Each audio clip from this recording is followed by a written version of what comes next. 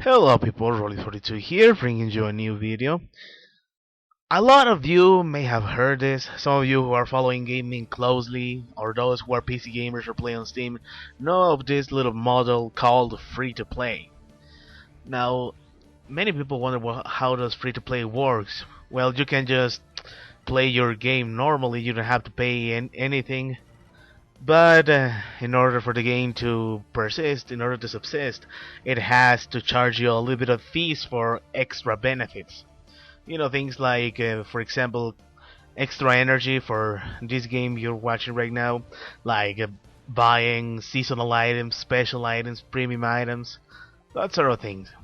Well, regarding this style of game, there was this thread, or there is this thread on the Steam forums, talking about games that are free to play but they are pay to win. Now, I know there's a share of games that are free to play and they absolutely need you to pay constantly in order to, win, in order to actually get something out of your game rather than playing it the traditional way. But what this thread did, it was it was flawed. Okay, that's the nice way to put it. It was flawed. For for the original poster for the OP, he was saying that in order for a game to be, the definition of a pay-to-win game was that the game had to have you either spend an insane amount of hours grinding up and getting, the items you need, the items you want, or paying to get everything early.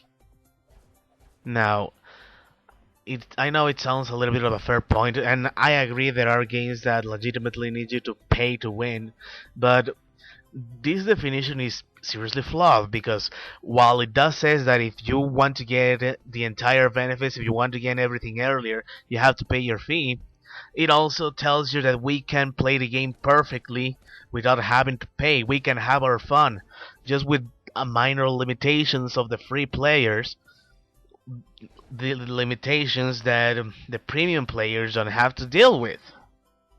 Now, this wasn't the only part that made me confused.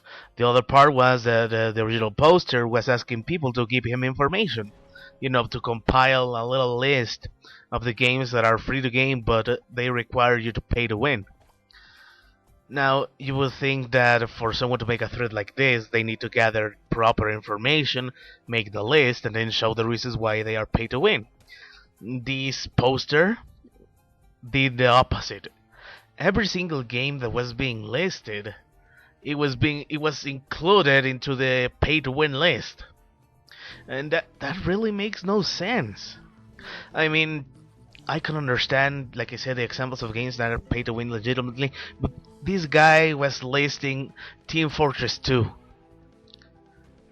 Seriously, Team Fortress 2. It was listing Spiral Knights, the game you're watching right now in the video. It was including Black Light Retribution, and it was including Tribes Ascent, even though both games are entirely free to play and the premium content can be unlocked by just playing the game and getting in-game currency. Just like in Spiral Knights, I can get my energy, my money, I can get my items by just playing the game and gathering coins. I have to say that people who make these kind of things, they need to inform themselves. Because honestly, when someone is spreading misinformation like that, we have a problem.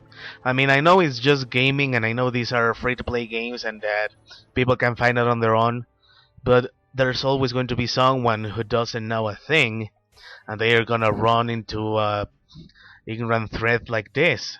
And that is not a good thing because in the end it hurts the games that are legitimately free to play and the ones who have the paid content completely optional.